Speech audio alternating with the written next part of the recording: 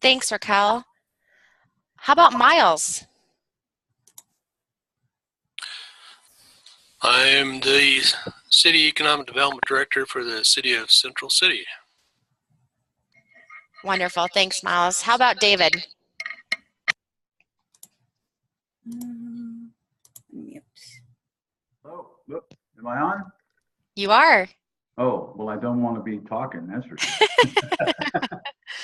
I'm a listener. Okay. Okay. Do you want to just introduce yourself quickly? Okay, this is Dave Taldy, Lincoln, Nebraska, Taldy Associates. 35 years in community, economic, and housing development, and now I'm semi-retired. Awesome. Thanks, David, for joining us today. Yeah. All right. We're going to move to Cheryl.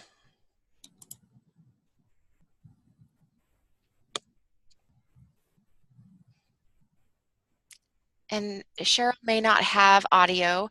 If you don't have audio, you can go ahead and type your introduction into the chat pod for us. Let's see. Let's go to Sherry. Hi, Kayla. This is Sherry. I'm the fiscal officer here at SCED. And we also have Christy Borden, who's our grant assistant, and Sharon in with us. And I believe Levi will be joining us momentarily. Wonderful. Welcome. Trina, are you on there?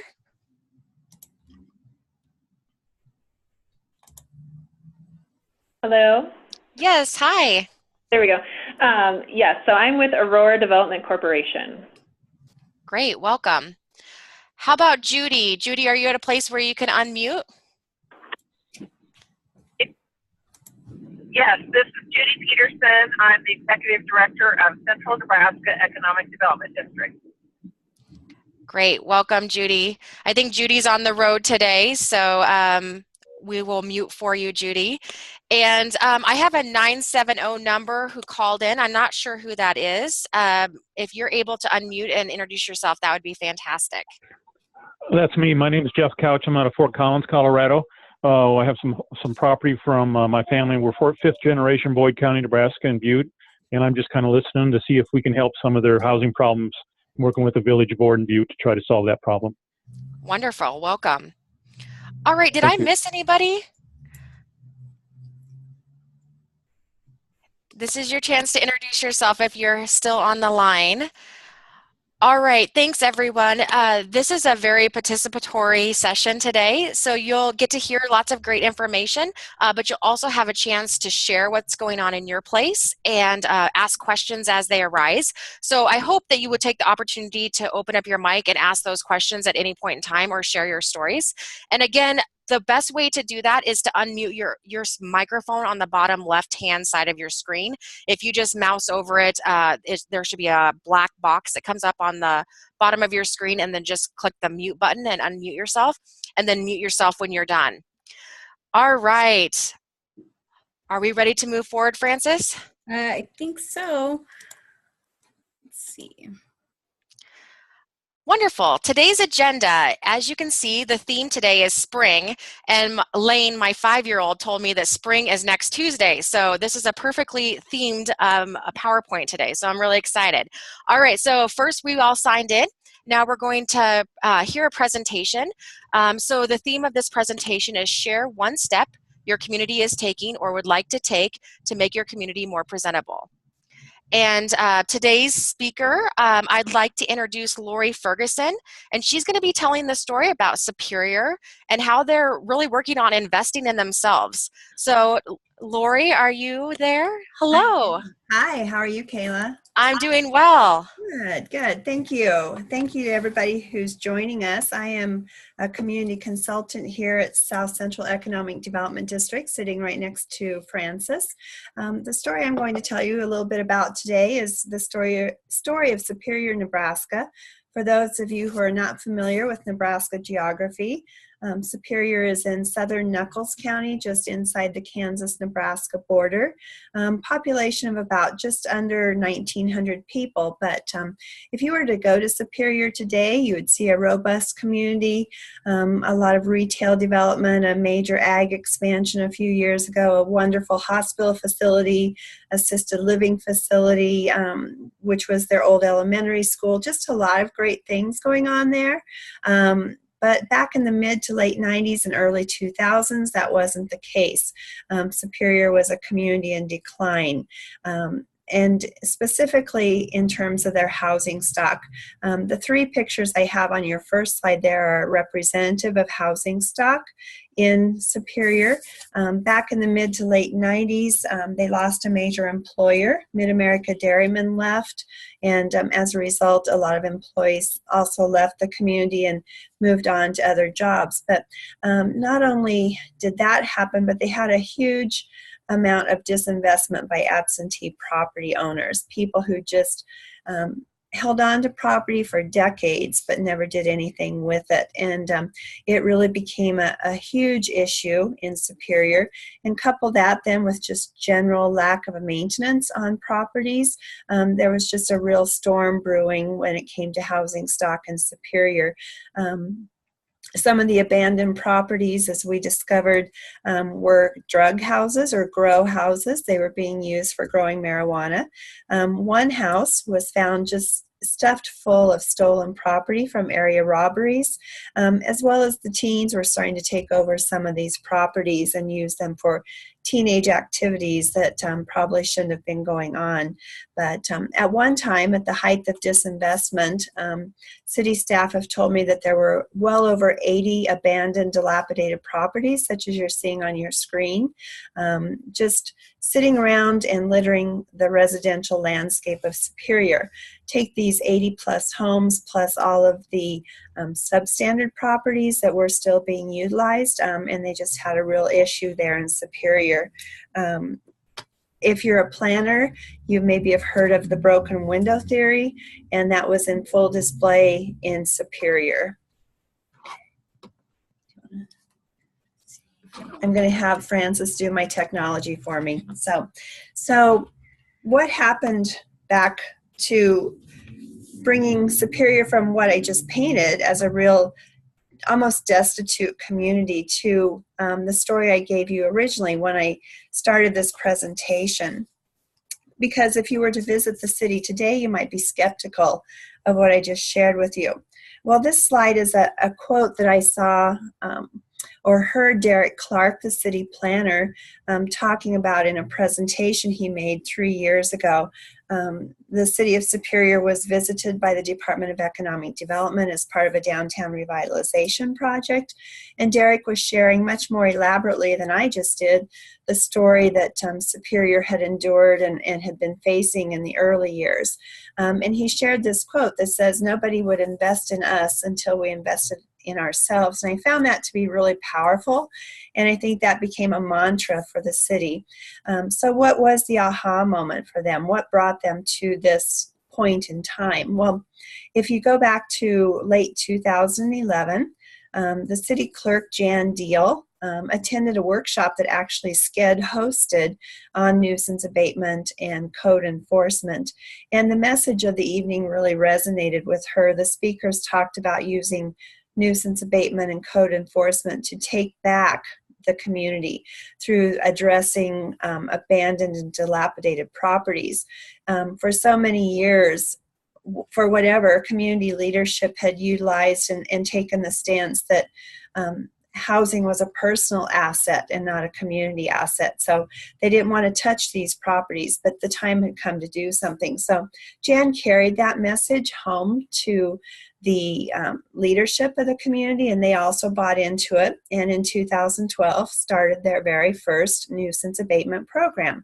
And I'm not here to say it was popular by any means. It was so unpopular that the mayor and the three council members faced a recall effort. Petitions were circulated. Fortunately, nobody was recalled. They all retain their positions on the city council, and but it was really a hard time for the city to go through. In fact, Jan has said, even a year or so ago when we were talking, she said, you know, I really regretted during that time bringing that program to our community's attention because of all the conflict that it created. But I'm happy to report that they endured, they survived, and here in 2018, Superior will begin their, I believe, 7th year of nuisance abatement. So, okay. So where is Superior now? They bit the bullet, so to speak, and what has happened as a result of their realization of the need to invest into themselves? Well, on the screen, I've got some accomplishments, and by no means is this an exhaustive list of what's happening in Superior. And I don't know if anybody from Superior is on the call today, but back in 2014, they conducted a community needs assessment survey as well as a housing study, and both of these documents are just wonderful resources for giving community leadership the tools necessary to move their communities forward. It gives you a snapshot of what your citizenry is thinking, as well as helping to cast a vision for the future of your housing. Being an LMI community, Superior has accessed several opportunities for achieving and receiving community development block grants, and you can see those different projects that they have undertaken there, not only between community development block grant, but they also have an owner-occupied trust fund project going on right now. Whenever you start investing in yourself and having some success, as the Superior has done, people start taking notice. And so in 2015, Superior was designated a leadership certified community by the Department of Economic Development. I believe there's still only about 25 of those communities across the state today. And then in 2016, they were chosen as the Governor's Showcase Community Award winner, which is a real testament to the work that they had done, not only in investing in themselves, but utilizing all of the different programs and funding sources that are out there to accomplish what they had set out to do. I didn't mention just collaborative efforts. I would be remiss if I didn't say that the Superior Development Corporation, they also came alongside of the community and the accomplishment of several of these things. They helped pay for the housing study, and they've been helping with demolition of some homes recently along 8th Street corridor, which is a primary route to the public school system. So all in all, just a great group of activities that are taking place in Superior today. Just in conclusion, I would just offer and say that I feel Superior is a true success story that's been made possible by their own realization that they needed to invest in themselves, that it was just absolutely a necessity and crucial for their future growth as a community. Back then, they made deliberative decisions, they made crucial investments, and they would be the first to say that the work is not done, that it continues yet today, but they're very hopeful and promised, even greater things as a result of their initial investment in themselves. So their landscape is being enhanced and improved, all because of their willingness to invest in themselves. So with that, I'll turn it back over to Kayla or Francis or whomever. Thank you. Thanks, Lori, for that story. I really liked the quote that you shared from Derek. That was pretty inspirational. All right. Does anybody have questions for Lori? Oh, let me unmute everyone. I tried to call his cell phone. Okay. All right, there's two ways that we can ask questions. You can either use the chat box and just do a public chat, a chat to everyone, and ask questions. And this can be anything. This can be something directly for Lori or anything that comes up for you during the conversation today. Or you can also unmute your mic and ask your question, and that, or if you would like to have assistance unmuting, we can help you with that as well. All right. Thanks again. That was awesome, Lori. I appreciate that. You're welcome. Thank you. All right. I know many of you are doing other really great work in your area or in your place. So we would like to hear from all of you. This is your chance to share. So what is working in your community?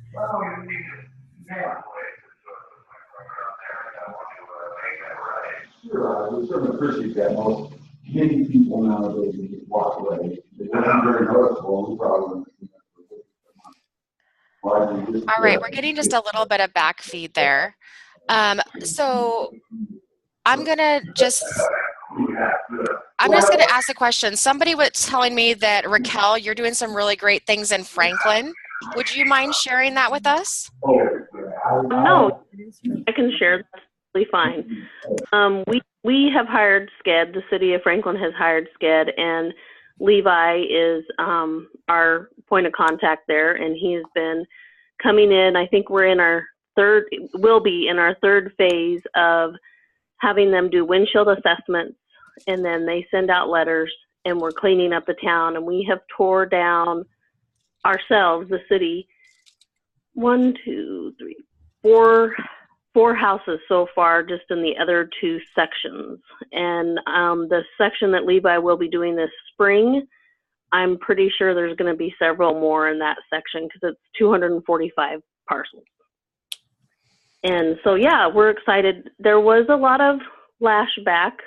Some people weren't too happy about the letters that they got, but once they kind of understood, then they were more receptive to it once they understood that all the council is trying to do is just make our community look better.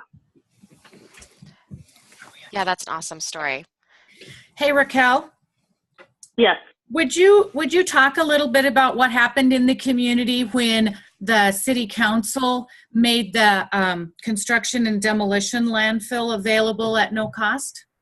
Yes. In the spring, last spring, we did the windshield assessment, and then they went ahead and the council decided we have a construction demolition site just south of town that we own and constructed. And they would let anybody that got a permit to tear down a house to dump it in the dump for free. Usually we charge, every time something gets taken out to the C&D dump, we charge $30 a ton. But we did that for like a month and a half, and there were several people that cleaned up, and one guy tore down a house, and actually I think more than one, but yeah, so it did help. People liked it that they could do it for free. And so we just had a certain amount of time. I think it was like, 4 to 6 weeks that we let them do that, but they had to, of course, follow all the rules, have the asbestos checks, all that good stuff before they could take it out there. But I think everybody appreciated that.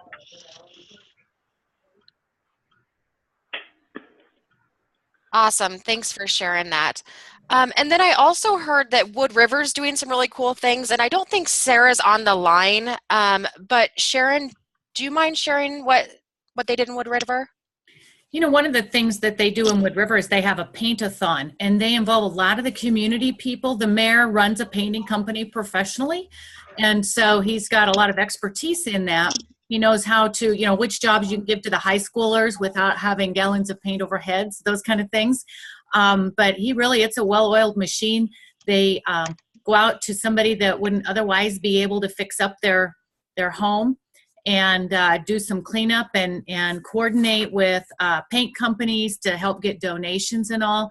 And so they're cleaning up 1 or 2 houses a year, making them look nice. Not that they wouldn't be a code violation, because of course your nuisance codes, you aren't the pretty police when you're doing that. Paint peeling isn't an issue, but it sure does have a lot of curb appeal if the homes in your community are painted up. And so they just embrace that with 1 or 2 homes every year and do a paint-a-thon and get a lot of the community involved and feed them and have a good day or 2 together.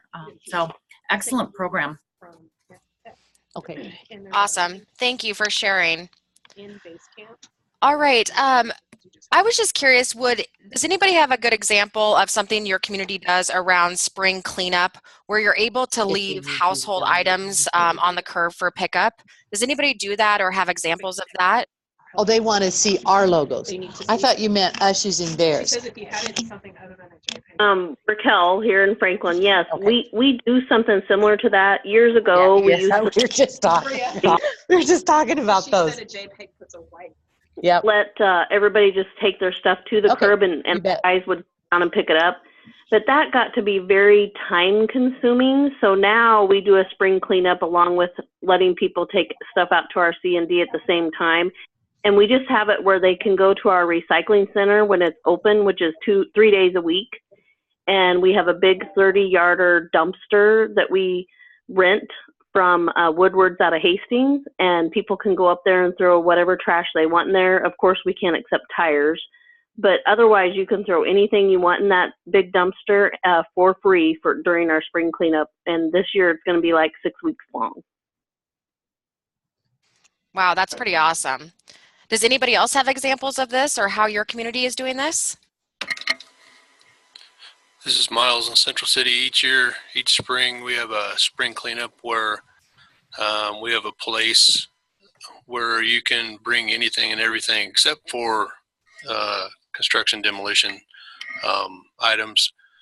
And it doesn't really matter how much, as long as you're a utility customer, then we will either unload it for you, the city guys will, or we throw it in a pile, and then we're not restricted to just one dumpster. We have 10 to 20 going through in that one day of the large size. Awesome. Thanks for sharing. All right. Cheryl has shared in the chat pod that Arnold has a community cleanup in April. The school students, with the guidance of adults, team up and work with the community to help property owners mow, clean up, etc. And they also work on the parks. So that's just another cool example that's happening in Arnold. How about anybody else? Oh, and she's also saying we also have specific dumpsters for certain items at the village that are free. Great. Other examples?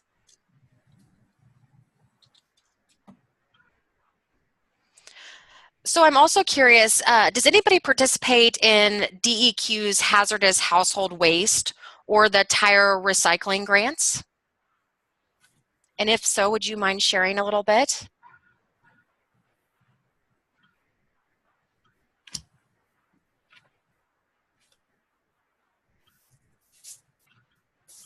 Wow, that sounds like a good opportunity for us to be looking into, huh?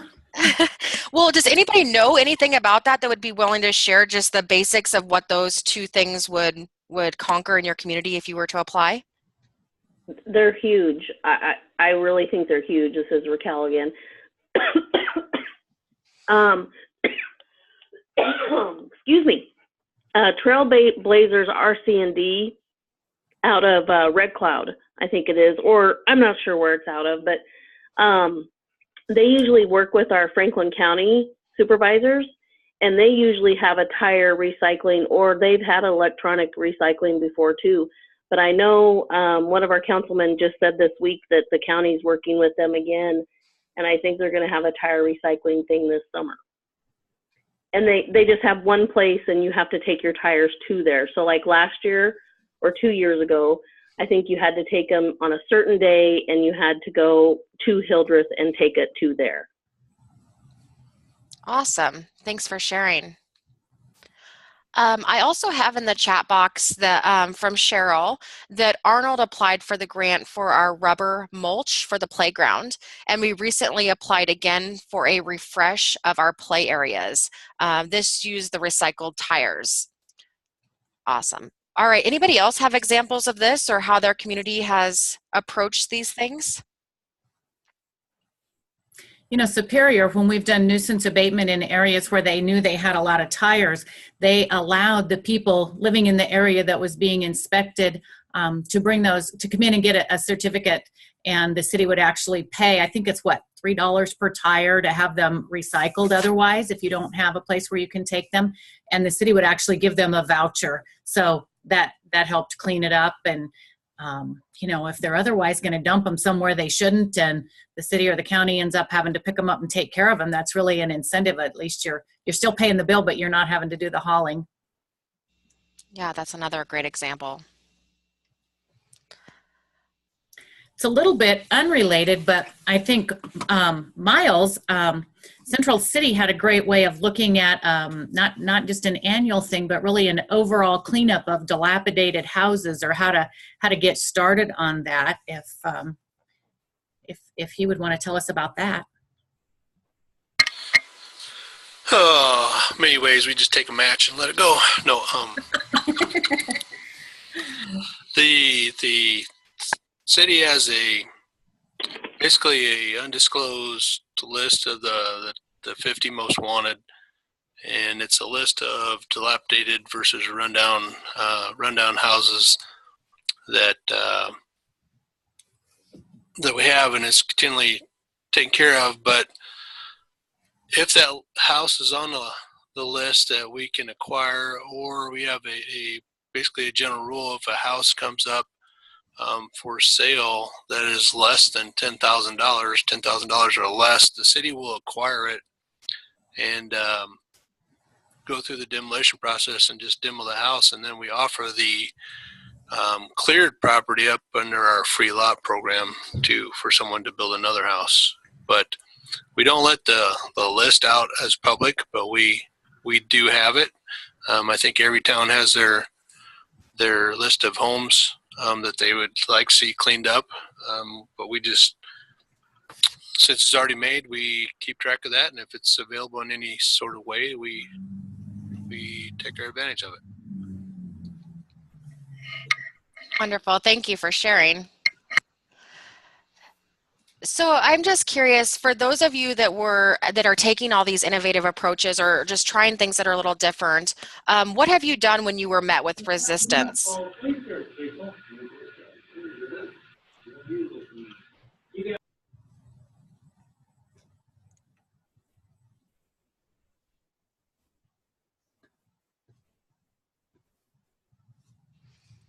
Well, our council just forged on. They just decided, this is what's best, and there was unhappy people, but it is what it is. I mean, people should take pride in what they own, and I think it's kind of helped, because when SCED came to town the first round, there's people all over town freaking out because they had to clean up. Yeah, thanks for sharing. That was Raquel, right? Yes. Awesome. Thanks for sharing that. Wonderful. Does anybody else have something they'd like to share? It's Miles again. We acquired one property where basically it was a nuisance. We went through the eminent domain process to acquire it, and the homeowner sued us for acquiring it. And when he took us to court, the jury, when you go through the process, you get appraisals, you pay the person that price, and if they disagree, they take you to court. When they took it to the court, the jury awarded the owner about half of what the appraisers offered, because it was such a junk site. And we had just finished a community survey, which that was one of the number one issues on the thing, was the dilapidated properties in the community, in the residential areas.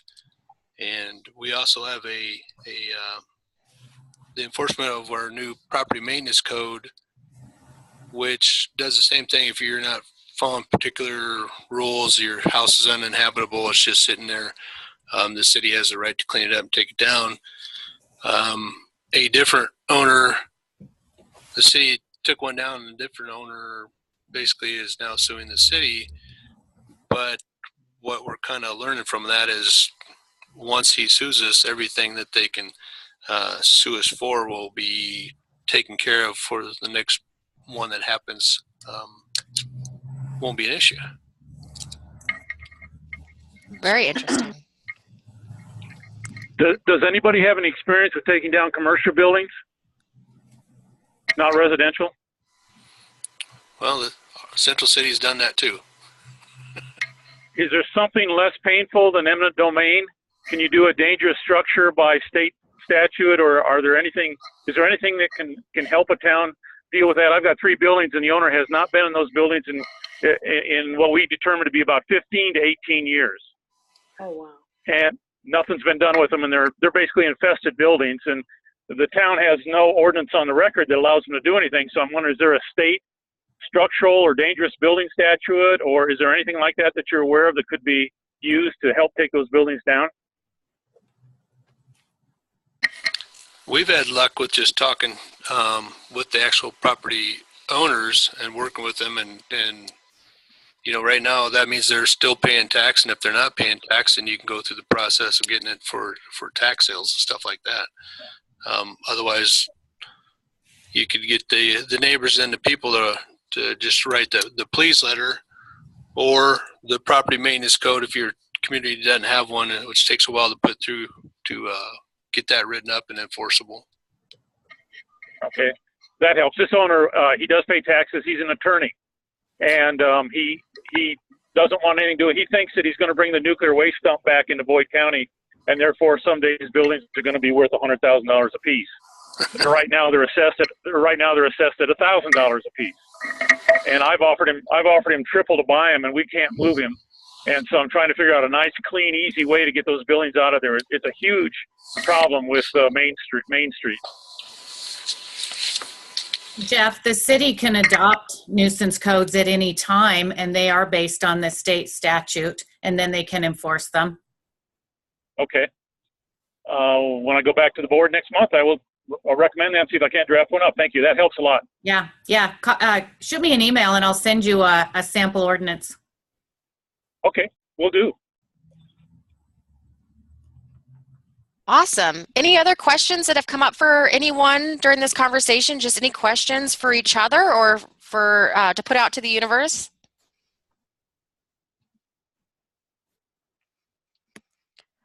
All right, so we're going to move to our next slide, and this is our chance to latch on to something you heard today. So would you please share something that you learned today that you can borrow and take back to your community? And I thought that was a really great exchange between Sharon and Miles and Jeff, where we just shared information that could be borrowed and used for somebody else. So is there anything else that came up for you that you're like, I think I'm going to try that, or reach out to that person and learn more about how they did that? So would somebody mind sharing something you learned today?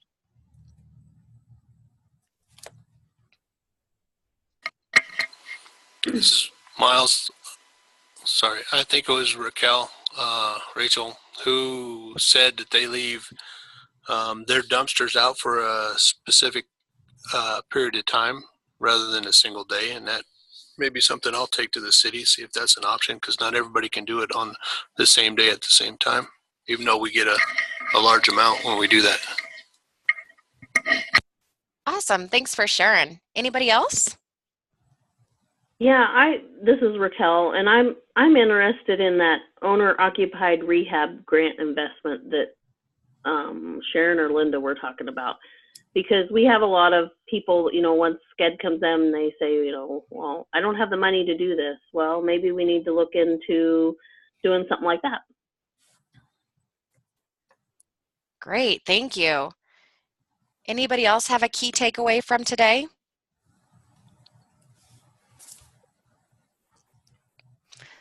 Okay, I heard two quotes today that just kind of have resonated with me. Lori, who presented earlier, she made the quote from Derek that was about investing in ourselves or investing in our community, and I love that. And then somebody else, I can't remember who it was, said, take pride in what they own. And I think that kind of goes along with what Jeff was asking that question around. So those are kind of my two takeaways. Our next question for all of you is, what connections could be made to help us tackle some of these problems? So as you're thinking through everything that was covered today, what connections need to be made, or specifically people or organizations, service providers, what is out there for help to help us think about these things?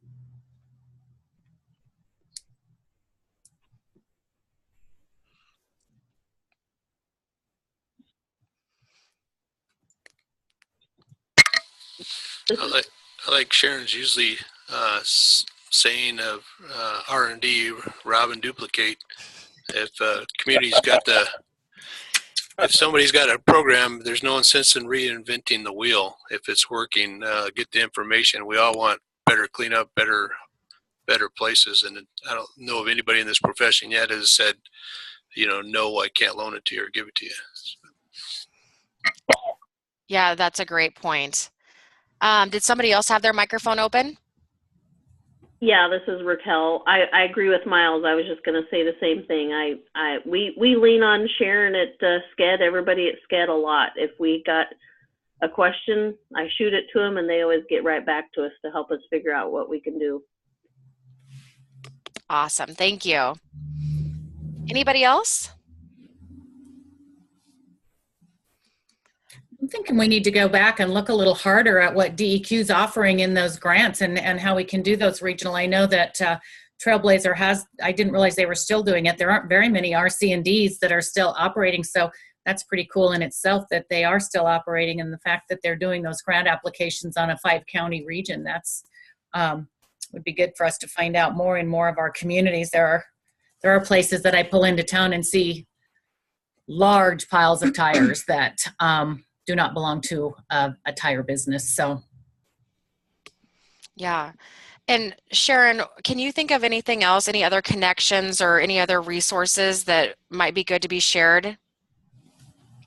Well, I think that anybody that wants to know how these communities are doing the cleanup that they're doing, the ordinances are out there to put into place, like Jeff was asking about for Butte, and certainly we'll share those. And I know that most of all the other development districts across the state have those. I tell all of our communities, if you want to do this nuisance abatement on your own and do it through the administrative procedure, which is how we've had success, I think that's great. And Central City and Superior each have had the most success with demolition of any communities that I'm aware of.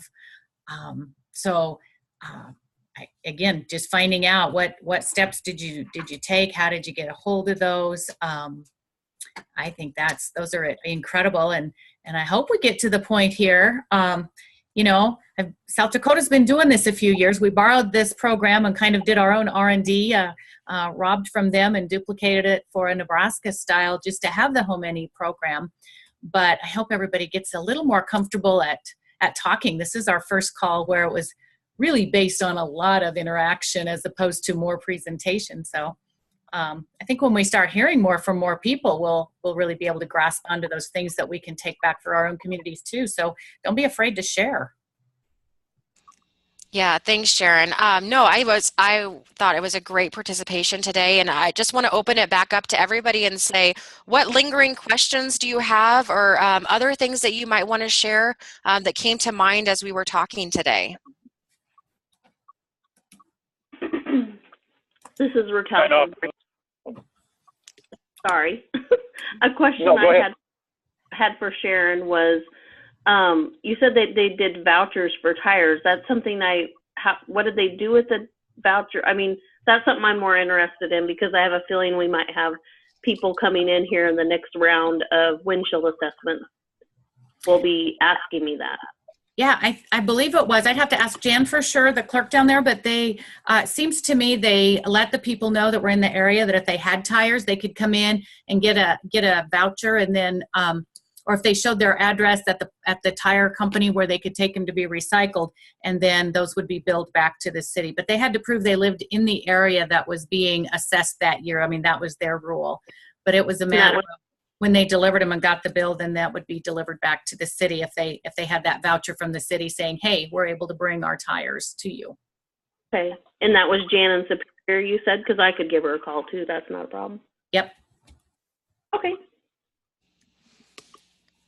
Awesome. Jeff, did you have a question also? No, just a little off the record here, or off to the side, but for Miles, I had brought a couple bottles of that wine from Fairy Creek home the other day, and before Christmas, my last trip up, I went about 150 miles out of my way to get 2 more cases of that wine. So I'm trying to and gave it to my kids for Christmas, my older ones. So I'm trying to create a market for you out here in Colorado, Miles. Hey, we appreciate it. Come on back, and I'll slip a bottle into your own bag there. So. Oh, next time I come back, I'm buying cases, not bottles. That's great to hear. Thank you. Yeah. Hey, on that tire note, Merritt County did what they called tire amnesty last fall, and it created basically a small mountain of tires at the fairgrounds, because even the farmers were bringing them in by the fifth wheel trailer full. But I think overall, when the county went to look at it, it saves them from pulling them out of ditches and waterways and everything else. So it was worth their time and effort. And then I believe they had a company come in for either recycle, or I want to say the cement plant in Louisville burns them. If I remind that correct. Nice. Thank you. All right. So our slide is go forth and take action. I would also like to add make connections. I think many of you identified somebody else that you can connect to. And if you have any questions, I know Cheryl, I see your request in the chat box. We'll make sure that Sharon and team sees those. But always connecting in and out with SCED and other service providers in your region is always a great way to start. All right, so our last slide for today is what words, phrases stood out to you today. And I know many of you don't have an option to open up your mic, so if you could just type in the chat box something you took away from today, that would be great. And I guess I'm going to turn it back to Francis and Sharon. Any other parting thoughts for today?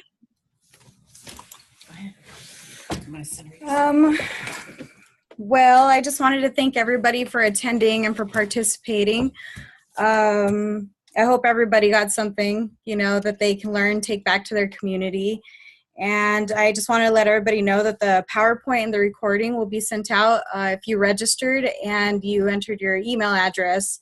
I'll send it to those email addresses. I'll also send a copy of everybody who registered in case you want to reach out to somebody in particular and ask them questions. It'll have their name and their email address to contact them. Also, we're still just looking for, ideas or, for future topics that you'd like to see covered.